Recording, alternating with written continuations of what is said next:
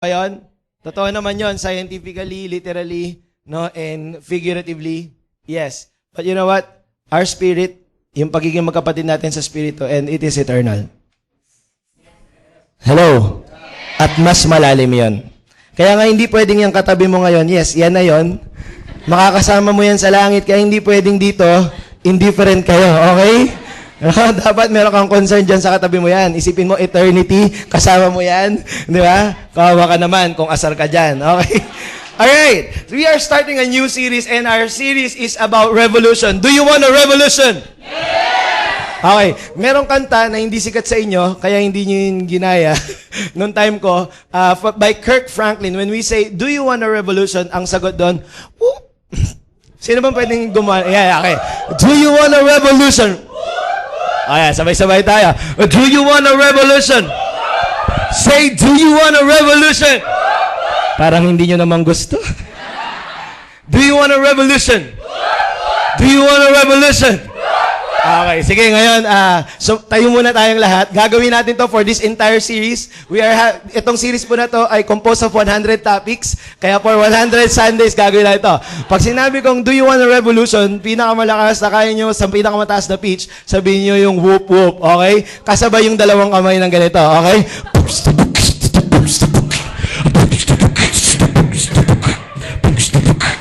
Are you ready? Do you want a revolution?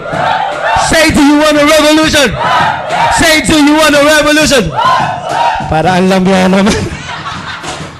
Para magpapaganda lang tayo at magpapakulot sa parlor eh. Okay? No, medyo, ganito yun, no? Kasama yung katawan. Okay? No? Hindi kayo naglalayan sa... Parang yes yan eh, yes. Okay? Say, come on, say, do you want a revolution? Sabay-sabay, do you want a revolution? Do you want a revolution? Last, do you want a revolution? Alright, palakpak na si Lord. Tayo mga po. Okay, ngayon si Ate Aljan, next Sunday, yan yung gagawin mo. Yan ang introduction sa ating ano.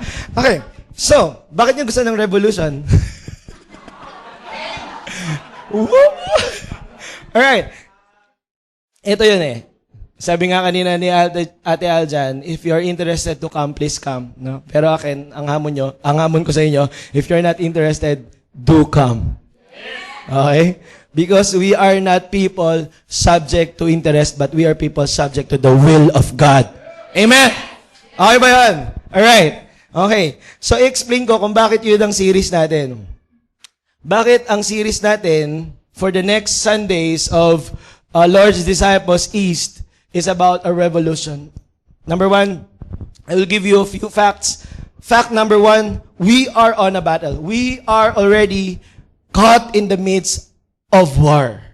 Ibig sabihin, sa ayaw at sa gusto mo, we are born in the atmosphere of war. Nandiyan ba kayo? Sa ayaw at sa gusto mo, may gerang nangyayari at ang gera na yan ay hindi sa ating sariling mga mata nakikita, kundi ang gera na yan ay sa spiritual. Alright? So, we are on a battle. Ephesians chapter 6 verse 12 says, for our struggle, say struggle. Okay? Some translations say, for our battle. No? For our struggle or for our battle is not against flesh and blood. Hawakan mo yung katabi mo. Sige, hawakan mo. Kurut-kurutin mo siya. May flesh ba siya? Ngayon, pihitin mo hanggang magdugo. Tingnan mo, may dugo ba siya? Tingnan mo yung katabi mo, hindi yan ang kaaway mo. Hindi yan ang kalaban mo. Pag umuwi... Ha?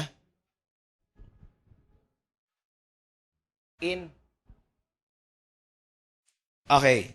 We are in a battle. For the record.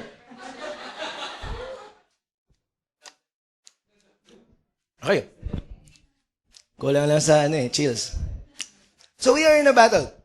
No, but not against flesh and blood. Hindi against sa mga tao.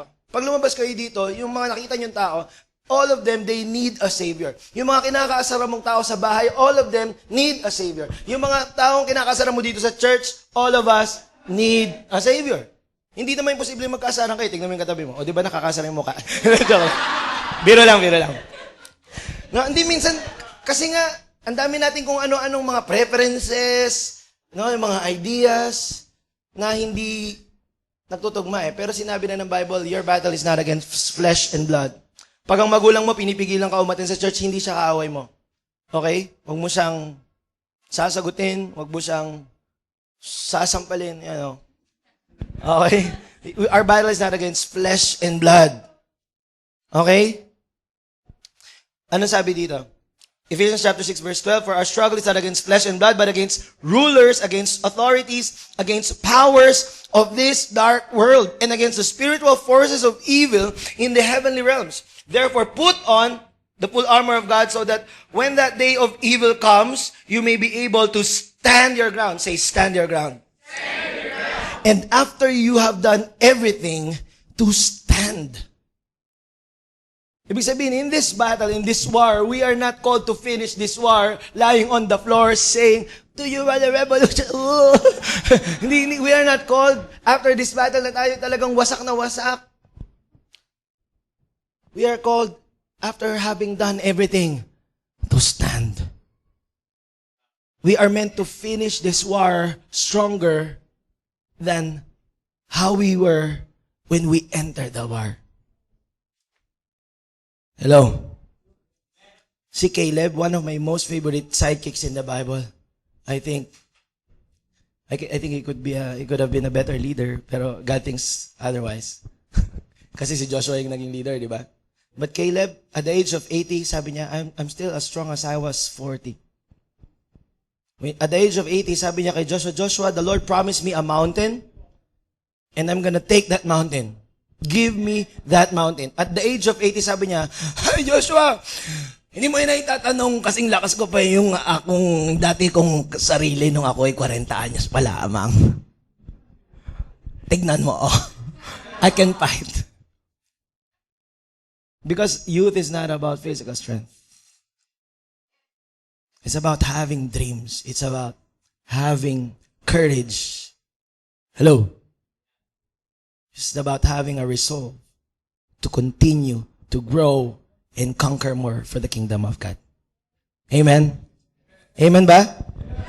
We are on a battle. Kaya pag yung umaga bago ka pumunta sa church, ang dami nangyayari. Wala kang pamasahe, hindi ka pinapayagan, ang hirap-hirap bumangon. Kasama yan. Because you are in a battle that you are not able to see. Pag hirap na hirap kang bumangon, andun, yung electric fan mo, ginawang aircon ng mga demonyo para mas matagal kang makatulog. Di ba? Tapos hanap siya ng mga maliliit na bagay para istorbuhin ka. You have no idea how much battle I face every single day, from my cell phone to my laptop to the people around me, just to stop me from sharing the word of God with much conviction. Every single day, nakikipagbuno ako sa kaaway para lang to keep my heart, steadfast. And praise God, He keeps my heart strong. My goal for this year is that I will be having a stronger spirit. One that John the Baptist has. Yung sabi sa Bible, he grew strong in spirit. Yun yung gusto ko. Okay ba yun sa inyo? So we are in a battle. I stand corrected. Okay, next. Pangalawa, fact number 2, we have an enemy. Okay? Dahil nasa gera po tayo, meron tayong kalaban. At ang sabi po ng Bible, okay? 1 Peter, sabi po sa 1 Peter, be self-controlled and alert. Be self-controlled and alert. Your enemy, the devil, prowls around like a roaring lion looking for someone to devour.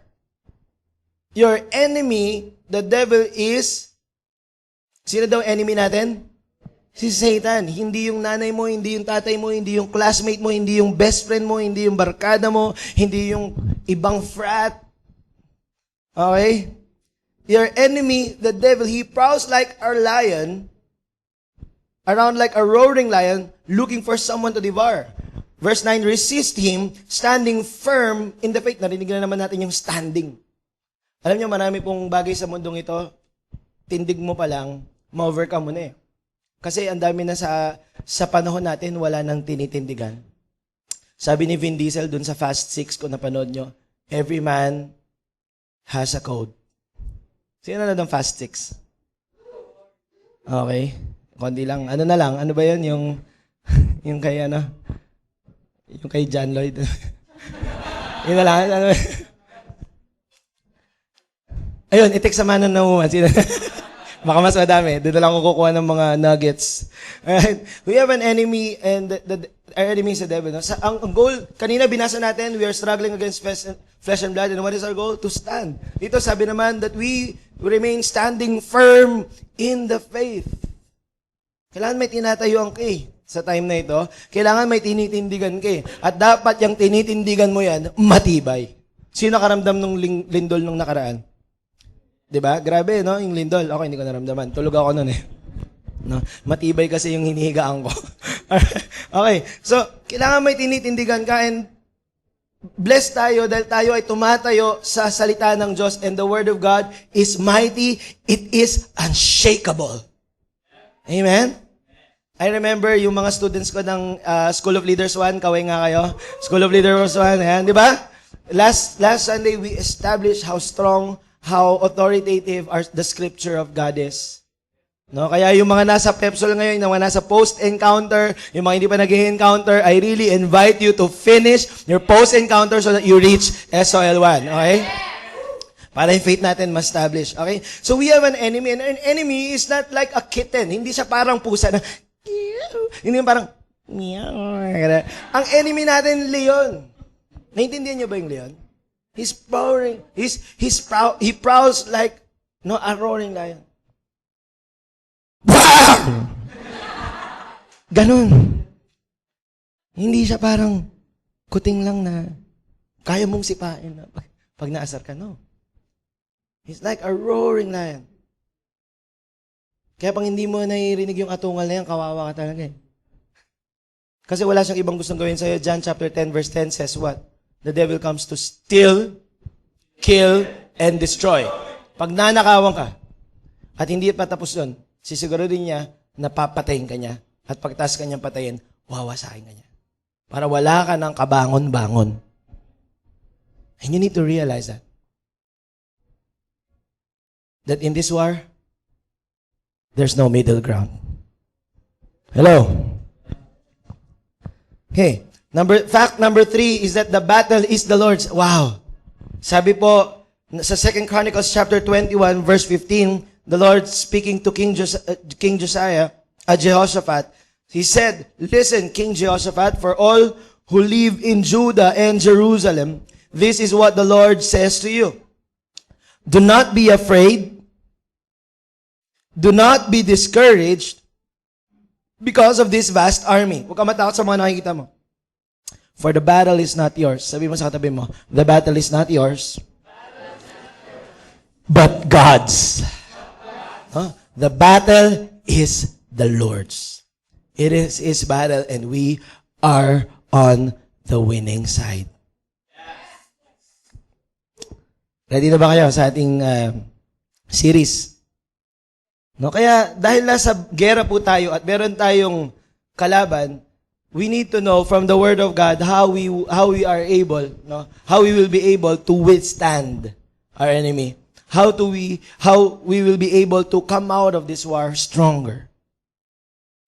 We're not just called to finish this war and wait until it's over. We are called to overcome. We are called to win. We are called to have victory.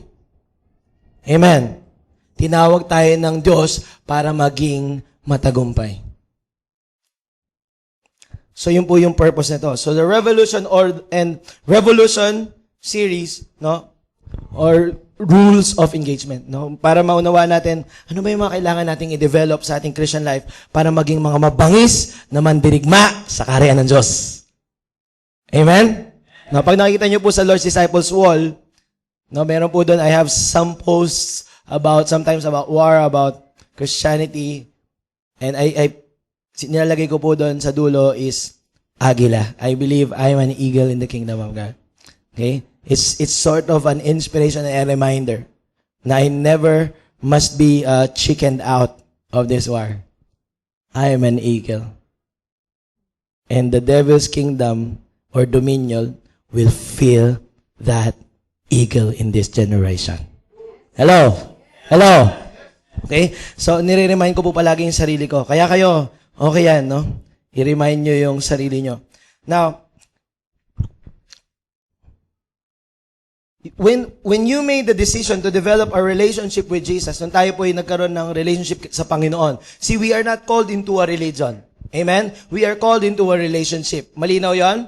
Okay? We are not doing religion here. We are investing in our relationship with God. Okay? So when you made that decision to develop a relationship with Jesus Christ, you automatically became a soldier in His army. That's your entrance.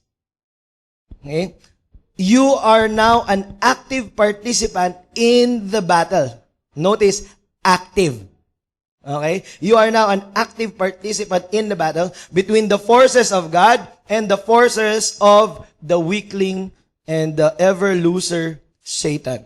Okay? As a soldier engaged in his conflict, it is vital to understand that God has placed the most powerful defensive and offensive weapons of spiritual warfare in the universe at your disposal. Ulitin ko po. Okay? As a soldier tayo na engaged in this conflict, nandito tayo sa kalagitnaan, we must know, it is vital to understand that God has placed the most powerful, defensive, and offensive. Okay?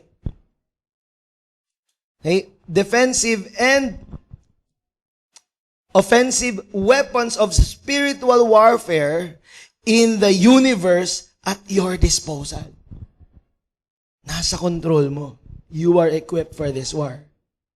Defensively and offensively. Okay ba yan? Amen? Is that good? No?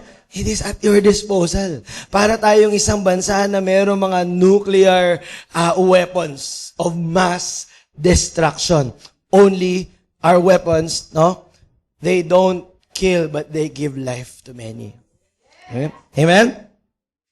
So, we created,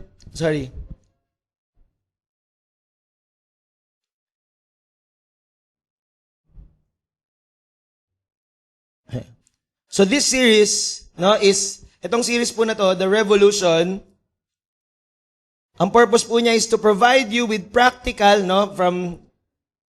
we need to have practical, yung alam natin yung magagawa natin, ma-apply natin agad. Practical encouragements and biblical steps that you need to deploy these powerful weapons and experience victory on the battlefields of life. Okay? Para matutunan natin i-deploy itong mga malulupit na weapons natin. And through this series, you'll discover how to stay in close communication with your heavenly commander, si Jesus, the Lord of hosts, and obey His orders as well as how to be armed and ready for battle. Okay? Para magkaroon tayo ng close communication with our Commander-in-Chief, our King, si Jesus. Ano pa? Para we are able to obey, matuto tayong sumunod as soldiers, obeying His orders, and how to be armed and ready for this battle. Samahan niyo po ako sa Daniel chapter 1, verse 8.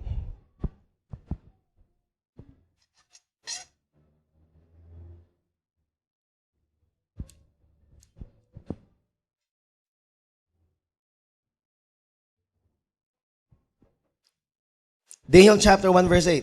Are you ready? Andiyan na ba kayo? Sige, ito po yan. But Daniel resolved not to defile himself with the royal food and wine, and he asked the chief official for permission not to defile himself this way. Everybody say, resolved.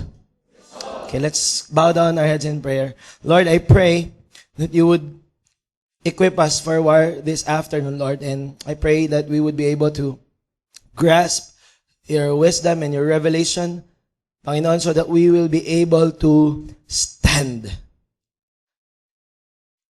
in our faith, stand firm in our faith, and we will be able to withstand the attacks of the enemy in our life. In Jesus' name we pray. Amen. May papakita po ako sa inyong ilang mga larawan dito po sa ating maliit na screen. Hindi po yan yun. Ayan po yan. Isa-isa lang, Dave. Ayan. Ano po nakita nyo? Sino gustong tumira dyan? Wow. Okay, next. Okay lang ba sa inyo? Yan yung kotse nyo? Pwede na, pero pwede rin to. Yung mga mahilig sa red. Pwede rin yun. Sino may gusto ng kulay green? Sinong ayaw? According to study, green is the color of the genius. I really like this car. I really like this car. Color preference na ng mga genius yun. Kaya gustong-gusto ko yung kotse na yun. Next. Tapos naka-green pa ako ngayon. Okay. Eto, this is wedding ceremony at the beach. Pakibalik nga dun, Dave. Sinong gusto ng ganyan idea niya ng perfect wedding? Gusto mo sa seaside? Sino gusto na ganyan? Okay. Yung mga kasal na, wag na. Okay. Okay, next. Wow. Okay. Sana mas malaki pa, no? And then, okay, ito naman, nagre-represent ng napakaraming degree. Okay? Ay, mga educational degree. Sino man dito yung academic ang iyong mga dreams? Parang gusto mo magkaroon ng masteral, gusto mo magkaroon ng doctorate, no? Mga 10 doctorate, tsaka 6 na masteral. Sino gusto na merong mga academic dreams? Okay ba yan? Okay. Alam mo, sa totoo lang, nung gumraduate kayo, sino college graduate na? Taas ang kamay. Yun ang degree nyo, di ba? College degree, tama ba? Ilan degree yon? Ilan? Isa. No? Biro mo, ilang taon nung ginugol mo? About 16 years, ba? 16 years to earn a degree. No? Sa math, meron kaming 360 degrees. 360 degrees. Nakakaisa ka pa lang, 16 na taon na. No? Kaya pag-isipan mo yung mga pangarap natin. Okay? Next is, yun, corner office.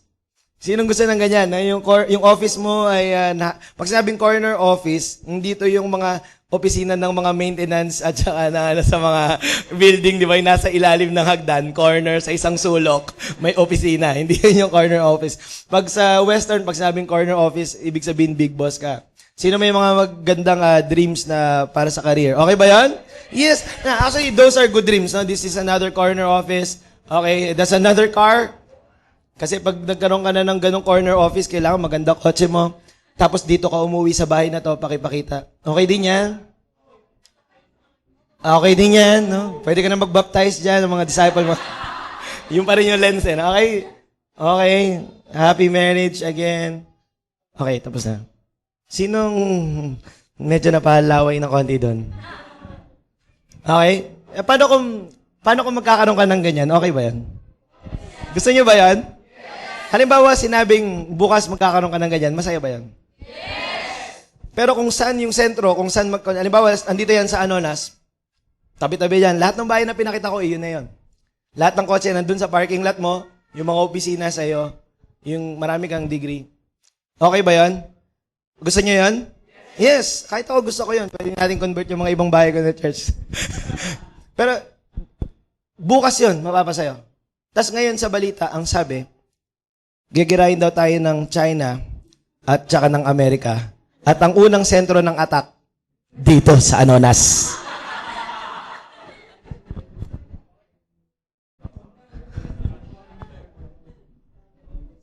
Ang unang sentro ng attack o ng atake, dito.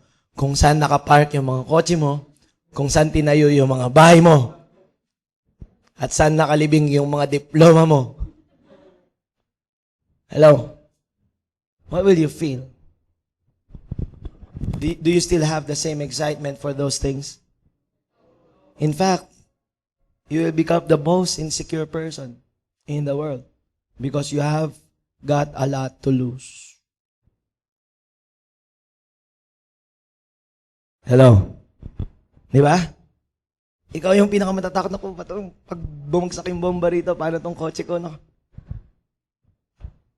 Pero yung mga naka lang sa ilalim ng tulay, Di ba? Mag-google lang yan. Philippine bridges. Nakita nila sa Pampanga may ng bridge. Hoy, pwede tayo doon.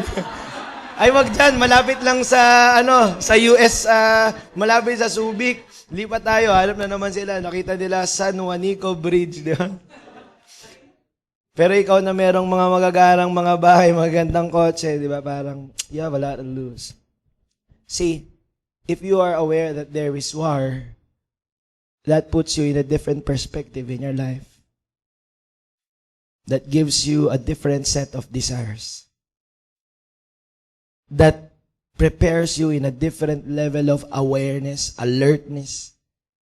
And you seize every moment and every opportunity. Diba? To do something important, to make a big difference. Kasi, anytime, you can lose everything. And we are in a constant war where every single minute of your day counts. Tama? And Daniel lived in this time where his nation is captured by the Babylonians. No? Yung binasa natin dito, noong time ni Daniel, yung bansa nila na-capture ng mga taga-Babylonia. No? Talo sila. At ang ginawa po ng mga Babylonians, they selected the handsome and wise young men of Jewish young men of Israel to serve in the king's court. Ang talino niya no?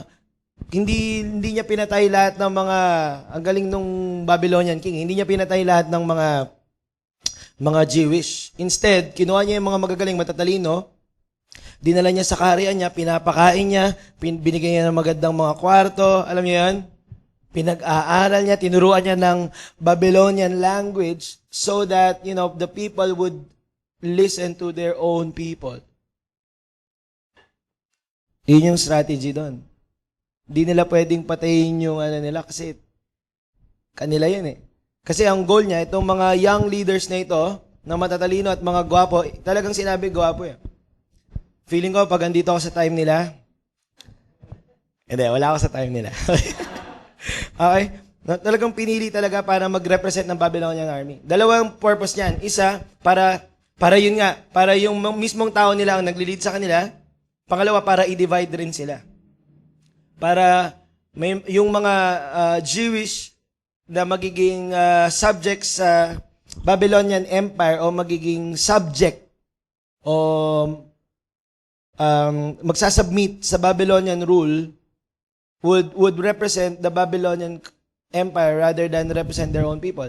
Naintindihan? So parang they turn their backs to their own fellow citizens. So magkakaroon lang division. At saka pinili talaga yung magagaling. And Daniel was one of the handpicked of the Babylonians to undergo this training to serve in the king's court.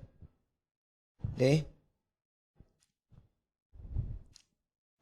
Pero sabi po dito sa verse 8, basahin po natin buong Daniel chapter 1.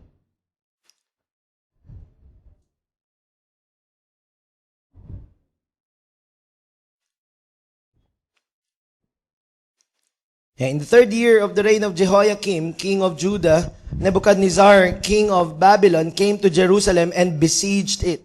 And the Lord delivered Jehoiakim of Judah into his hand, along with some of the articles from the temple of God. These he carried off to the temple of his God in Babylonia, and put in the treasure house of his God. Verse 3, Then the king ordered Aspenaz, chief of his court officials, to bring some Israelites from the royal family and the nobility, young men without any physical defect, bawal yung merong defect, handsome, okay, showing aptitude for every kind of learning, galing, sharp, well-informed, global. Okay? Take ito mga to. Quick to understand, mataas ang comprehension, and qualified to serve in the king's palace. Okay? He was to teach them the language and literature of Babylonians. The king assigned them a daily amount of food and wine from the king's table. Kung ano kinakain ng hari, yun ang kinakain nila. Tindi, no? Sarap siguro nun. They were to be trained for 3 years, and after that, they were to enter the king's service. Among them were some from Judah, Daniel, Hananiah, Mishael, and Azariah. The chief official gave them new names. To Daniel, the name Belteshazzar. To Hananiah, Shadrach. To Mishael, Meshach. And to Azariah, Abednego. Now, verse 8. Ito yung theme verse natin for this topic. But Daniel resolved not to defy himself. Say resolve. No? Daniel resolved not to defy himself with the royal food and wine, and he asked the chief official for permission not to defile himself this way. Okay? Imagine Daniel was from a royal Jewish army. Royal Jewish family. You know, he was chosen together with other men to be trained and later on serve the king's court. No? Dun sa Judah, 4 lang sa kanila yung nakapasa dito. Ibig sabihin talagang cream of the crop talaga siya. Si Daniel, Hananiah, Mishael, and Azariah. At anong ginawa sa kanila ng Babylonian king? He changed their names. He changed their names. Yung Daniel, pinalitan ng Belteshazzar. Ano mararamdaman mo pag ura-urada, papalitan yung pangalan mo? In an oppressive context. Hindi ka pinapalitan ng pangalan in the context of encouragement. Kasi pwede naman ganon. Pero dito, oppressive. Ibig sabihin, binabaon sila sa Babylonian culture. No? The king wants to change them entirely. He wants to change their culture. He wants to change their tradition. He wants to change their behavior. And he started by changing their names. From now on, you will be Belteshazzar. From now on, you will forget your Hebrew origin. You will forget that you are from the Jewish royal family. And now you will think and speak and behave like a Babylonian. In this generation, we have around us a nagging society that every single day tells us to act like the world. That's why we do our devotions every morning before we eat. Para bago tayo makapakinig sa mundo, nakarinig na tayo sa Panginoon. Tama? Kaya nagbabasa tayo ng Word of God. Para hindi lang yung naging ng world o ng society naririnig natin. No, pagpunta mo sa barkada mo, ito sasabihin niyan, ito gawin mo, ito gawin mo. Pagpunta mo sa school, ganun. Pagdating sa opisina, ganun. Pag uwi mo ng bahay, ang daming sinasabi. Pinapalitan yung pangalan natin. Sa Bible, anong sabi sa'yo? You are accepted, you are the apple of God's eye. Di ba? Pagdating sa bahay, natapon mo lang yung juice, anong sasabihin sa'yo? Ang mo! Bogart! Nakaka-relate ba? Na minsan napapaniwala tayo, kasi mahina talaga ako eh. Minsan, unahan mo na nga, hindi clumsy kasi ako eh. Hello? Andiyan ba kayo? Una pa lang, pinalitan na yung pangalan nila. Si Mishael, tinawag na Meshach. Diba? Si Azariah, tinawag na Abednego. Para, in 3 years, from their names to their ways, they act as Babylonians. Yun ang goal.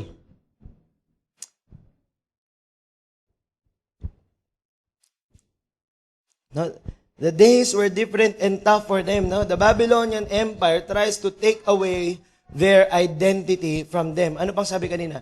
The Babylonians also will train them to their language, to the Babylonian language. Papalitan yung lengguwahe nila.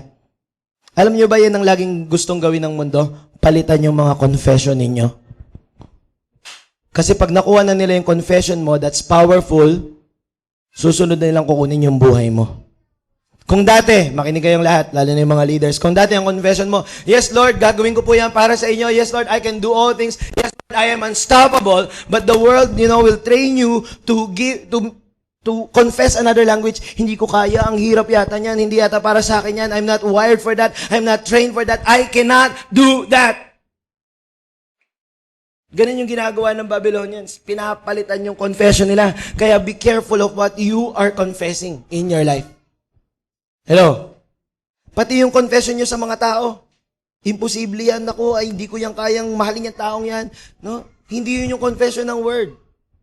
It's a Babylonian confession trying to change the way a Christian talks. There are even times that I encounter Christians who would, use a bad word right before they praise the Lord. Parang, praise the Lord. Alam mo yan, yung transition ng niya. Mura muna, tapos, thank God. Totoo yan. Hindi ko lang talaga masabi dito kung ano yung sinabi. Okay? So, yung ginagawa sa kanila, pinapalitan pati yung pananalita nila. No? Pinapalitan yung kanilang accent. They are, invited in yung training dun sa may Accenture.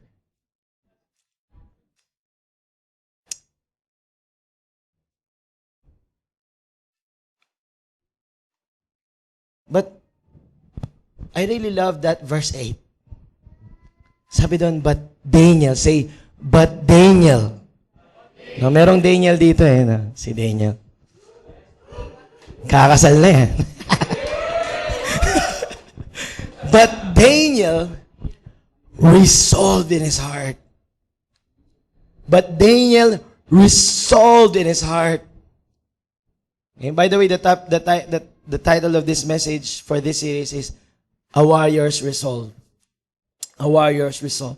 But Daniel resolved in his heart. Alam niyo po, bago kayo lumabas sa gera, no, it's not how you equip yourself externally. But it starts with how you empower yourself internally. Kaya nga meron tayong tinatawag na dito na buo loob. Di ba? Ano yung mga buo loob? Bigyan ko example. Yung kahit 5 yan, basta nabuo niya yung loob niya, tatayo yan. Di ba? Lalaban yan. Kaya buo loob, basag labas.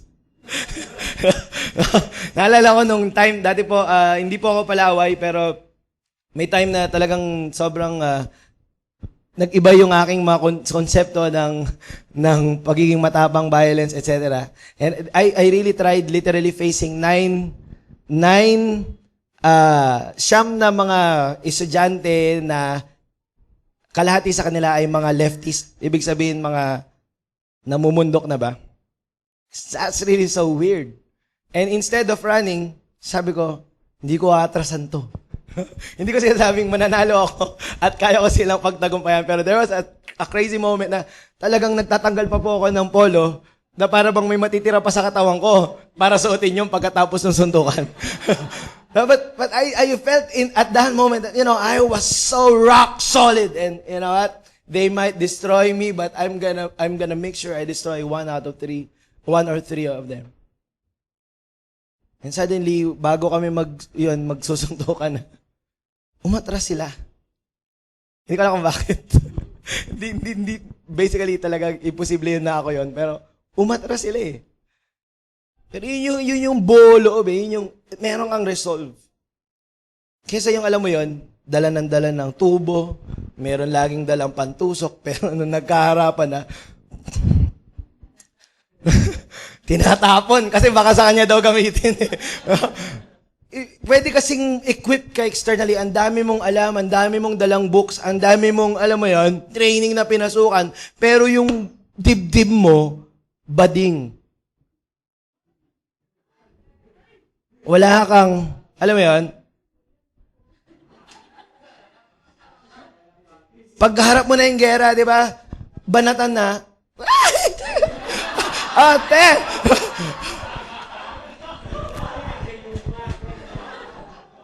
Hindi ko pwedeng atrasin eh. Andiyan ba kayo?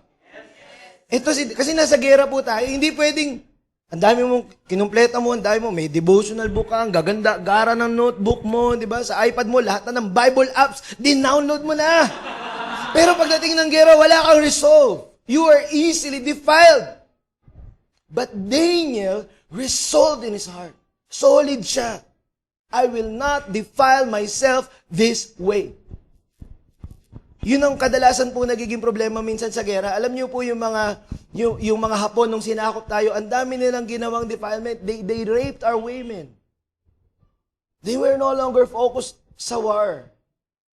Yung mga Israelita, ang dami nilang napanalong gera, but they were defiled with the gods of the nations that they conquered. And the Lord handed them to Babylon. Yun yung verse 1, di ba? Yung binasa natin. Si Lord, He handed Jehoiakim, the king of Israel, to the Babylonians. Because he was easily defiled. But Daniel, in the atmosphere of war, even in the context of being captured by the Babylonians, he resolved in his heart, I will not defile myself this way. Anong issue? Pagkain pa lang. Pagkain pa lang yun. Hello? Ang pinag-uusapan dito, pagkain pa lang. Ganito yung mga taong hindi nagko-compromise. From the slightest or from the smallest detail hanggang do sa mga major issues, they stand without compromise. Hello? Tumahitindig sila at hindi sila yumuyuko.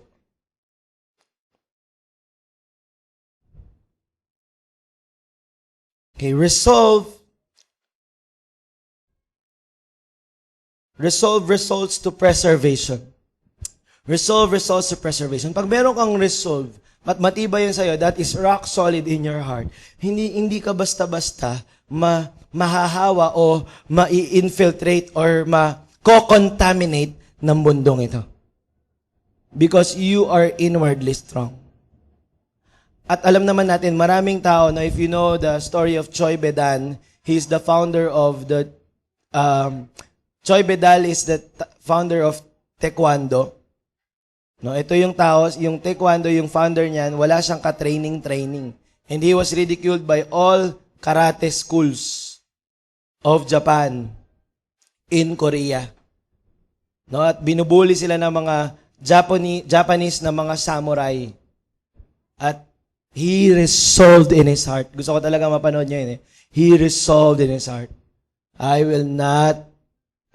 No, sabi niya, hindi na ulit ako halik. Kasi inihiyan siya, inangapon eh. And he started training in the mountains. At pagbaba niya, hinarap niya lahat ng mga Japanese karate schools, lahat ng Japanese karate masters, and he was able to destroy them one by one. Galing, no? May resolve. Merong resolve. Okay? So, results to preservation. Hindi ka basta mako-contaminate. Pagbalik mo sa school, kasama mo yung kaibigan mo, iba trip niyan. Tama? Pero pag may resolve ka, ang bilis mo. I will not defile myself this way. When you go to the marketplace, sa mga offices, naku, mas matindi dyan. Lalo pag yung opisina mo, puro lalaki. Alam niyo what happens to guys when they are all guys? They talk about girls. Sabi ni, sino ba to yung nag-aral sa, si Pastor Rudy Latorre, is one of good Filipino authors para sa mga young people. Sabi niya, he grew up, he studied in a boys' school. And when you are in a boys' school, all you do is you talk about girls. But you can decide not to be defiled. You can resolve not to be defiled. And that will preserve you and preserve your destiny. Amen?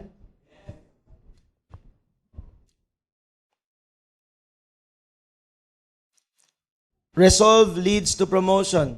Resolve leads to promotion. Pag hindi po atras abante, ayaw ni Lord ng double-minded, ayaw niya ng dalawa-dalawang isip. Tama? Ayaw ni Lord yung gusto mo nung ignite, pero ngayon ayaw mo na. Okay? Gusto ni Lord, may resolve. No, resolve leads to promotion. After this, you know what? Sabi niya, kung pwede lang po, gulay na lang kainin namin. At pumayag. Yung ulo nung chief nila ay nakasalalay sa paglusog ni Daniel. But what happened? Anong nangyari? Basahin lang natin.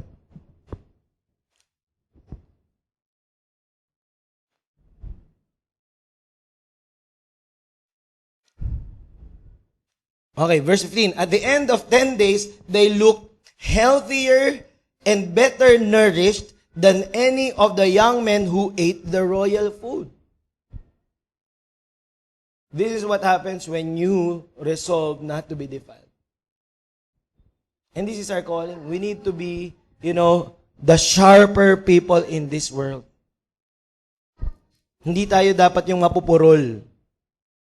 Na pagdating sa klase, pag estudyante ka, di ba lang mahalaga sa akin si Lord. Di ba? Tapos yung mga exam mo, bagsak. Hindi ako mangungopya. Kasi I'm honest. Hindi bali nang bumagsak. Basta si Lord. He will not glorify God in cheating, nor in failure because of not studying. Yun naman sinasabi ko. Pag nag-aaral ka naman at talagang wala, move on ka lang. Tuloy lang. Di ba? Aral ulit. Okay? Ano nangyari? They look healthier. To these 4 young men, God gave knowledge and understanding of all kinds of literature and learning, and Daniel could understand visions and dreams of all kind. Verse 18, at the end of time, the time set by the king to bring them in, 3 years yon. The chief official presented them to Nebuchadnezzar. The king talked with them, and he found none equal to Daniel, Hananiah, Mishael, and Azariah. So they entered the king's service. We are called to be like them. No equal. Hello? Sa trabaho, no equal. Sa klase, no equal. Di ba? Laban pa lang ng mundo, hindi na tayo nag-excel. Paano pa sa laban ng Kingdom of God? Tama? Kaya dapat, di ba? We have the mind of a champion. Binabati ko yung mga nasa post-encounter kanina. No? Kaway nga kayo, yung mga nasa under post-encounter track. Okay? Di ba? Ito yung key verse doon eh. Pakinggan nyo to. Verse 17. To these 4 young men, God gave knowledge. Sino nagbigay? God gave understanding and understanding of all kinds of literature and learning. Sino ang nag-promote sa kanila, bale? Si God. Because promotion comes from the Lord. Not from the world. Amen? Hindi nanggagaling sa mundo. Si Lord magpo-promote sa'yo. When I started teaching sa isang college sa may Cavite, sabi sa akin ng president, nung after interview ko, knowing that I was a pastor, knowing that I am a pastor, sabi niya, alright, since you are a teacher in my school, I want you to teach, but do not preach. And I answered him firmly, and I said, yes, I will teach. And I walked out of that interview and said to myself, but I will also preach. I resolved in my heart. Kasi if I'm not going to be allowed to preach, then I will resign. Because that's the only purpose why I entered that school. Nung tinawag ko sa school na yun, 5,000 lang yung haharapin ko na sweldo. Galing ako sa 25,000, 4 hours a day. Iyon, buong araw, 5,000 starting pay. Sabi ko, what provincial rate is this? Imagine niyo yun. Talagang hindi ako pupunta doon kung walang souls. Amen? No, I resolved in my heart. And that same day, nagprint ako sa computer, nakalagay, Jesus is my boss. I place it in the module ng mga subject na tuturuan ko. So that I will always remember. At every single day. And the Lord promoted me. From 5,000, I made 1,000, more than 1,000 per day. Same school. Okay ba yun? Okay ba yun? Yes! And I make around 80 to 100,000 per sem because the Lord promoted me. Per sem. Aside from what I earn, I'm given by the school 80 to 100,000 or more than that per sem. Until the Lord called me here in Manila. Wait for my next blessing. Hello. No? The Lord gives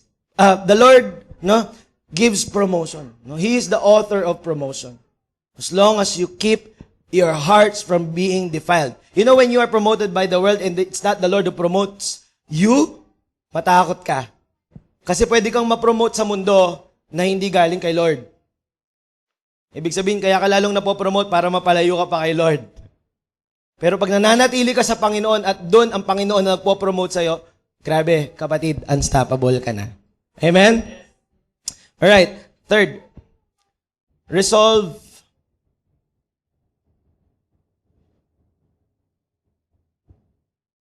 Last na po ito. Resolve results to longevity.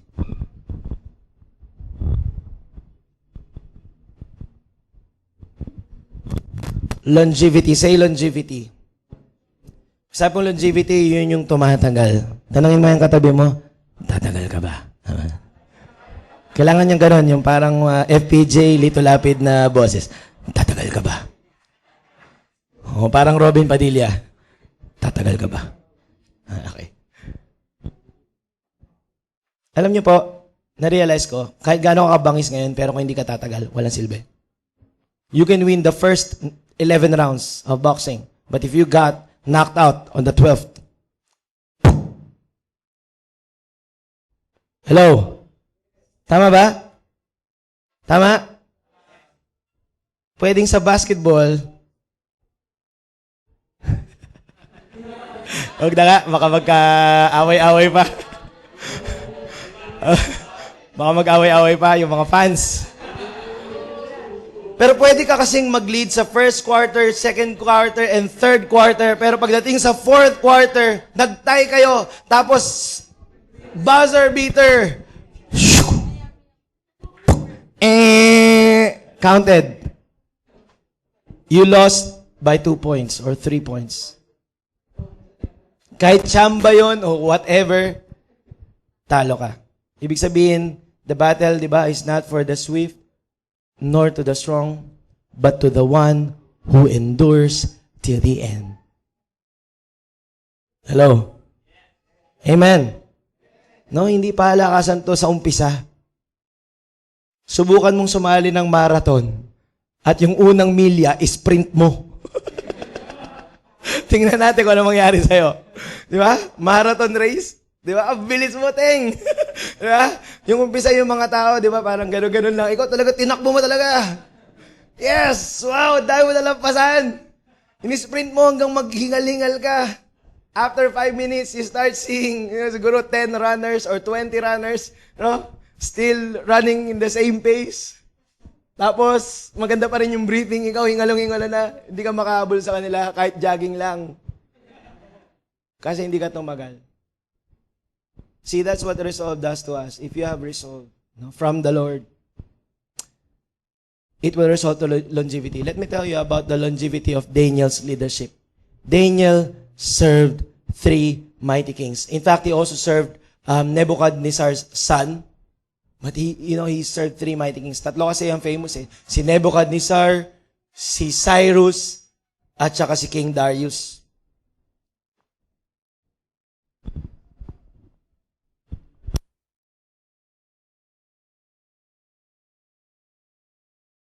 Dito na ako magko-close. Ito yung mga pinagsilbihan niyang hari.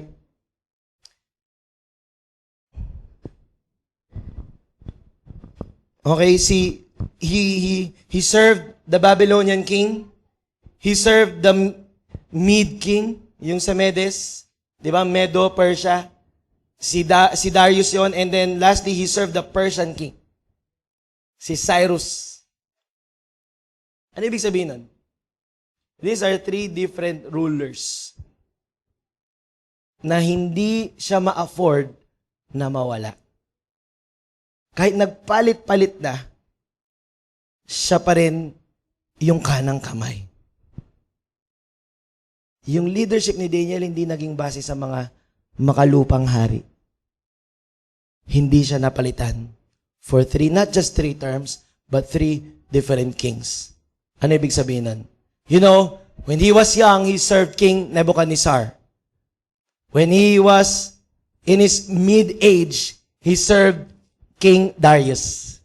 And when he was about to retire, he served King Cyrus. Hello? Ano ibig sabihin? Hindi siya nawala sa leadership. Na-maximize niya yung kanyang youth. He was able to serve the Lord in the kingdom of God under King Nebuchadnezzar when he was young. And when he was in his mid-age, he was able to serve the Lord in the kingdom of God mightily. At nung sa dulo na ng kanyang kalakasan, he was really old but full of wisdom. He served his last king. Okay? King Cyrus. But you know what's his secret? Daniel chapter 1, verse 8. Because he did not serve 3 kings. He only served under 3 kings. Daniel only knows 1 king. And this king is Jesus. And he survived the war as a general. Antindi, no? Palakpakan natin si Lord. Tayo pong lahat ay tumayo at tayo po ay manalangin.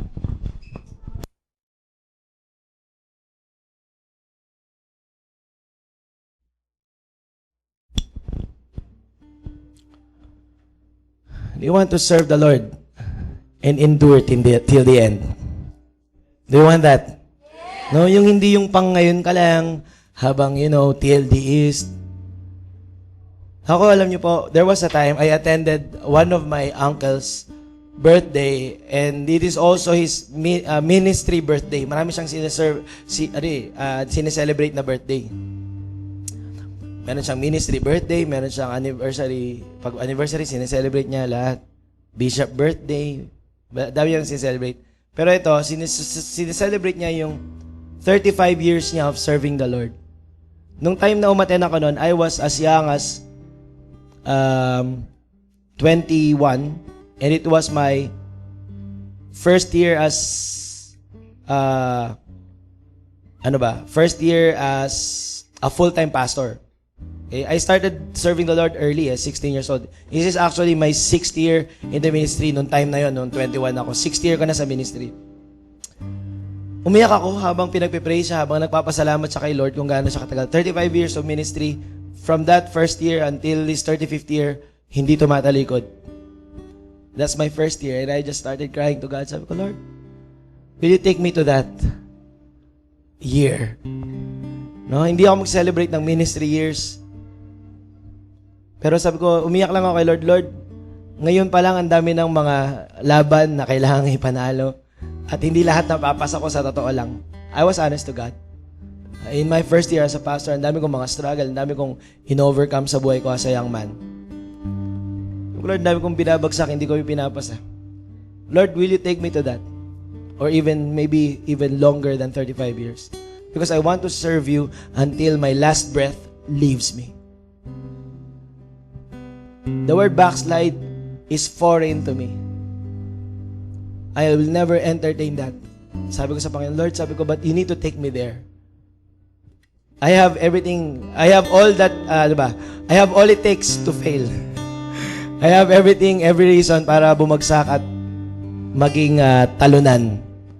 Pero sabi ko, Lord, you have all the reason and the power to make me overcome. And that's where that's where my weakness met with His strength. That's when my weakness got acquainted with God's sovereign power.